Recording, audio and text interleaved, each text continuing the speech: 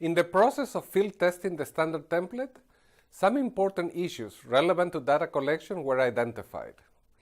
These issues include selection of reporting enterprises, namely industry and product coverage, payments to government to be reported, and timeliness with which data are reported.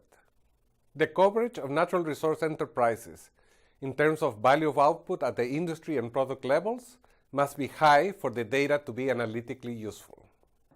A threshold may be set based on a certain absolute value of enterprise output, for example, more than $25 million, or a certain percentage of the total value of industry output, for example, 1 or 2%.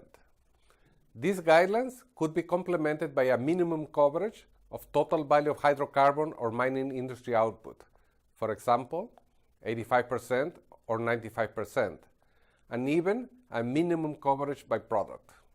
The payments to government reported should at least include direct payments, for example, income taxes, and indirect payments, for example, export taxes and fees by natural resource enterprises.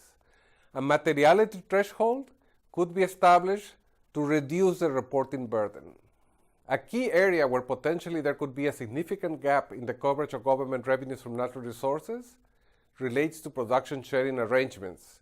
If the government's share of output is physically delivered to a public corporation, it is possible that neither the extractive enterprise nor the recipient public corporation reports the payment, or reports it in physical terms instead of monetary terms.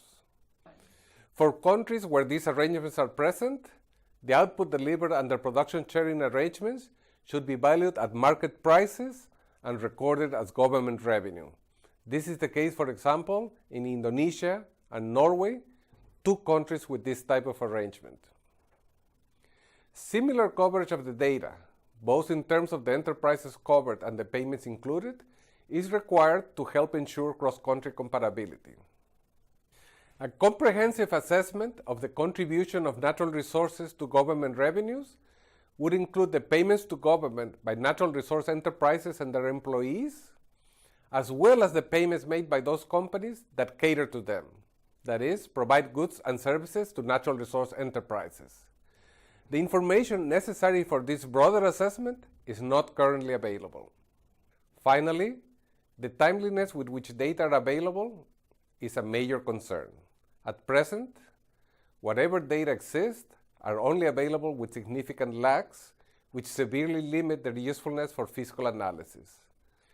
One possible way to address the lag issue would be to have the national entity responsible for compiling monthly or quarterly government finance statistics include in their data a supplemental revenue table where revenues from natural resources are separately identified. With these comments on data collection issues, we come to the end of this module on the template to collect and present data on government revenues from natural resources. I trust that you're now able to understand better the potential of this useful tool and that you will be motivated to apply it to your own country. Detailed information on resource revenues can provide critical support to the design of sound fiscal policy in resource-rich countries.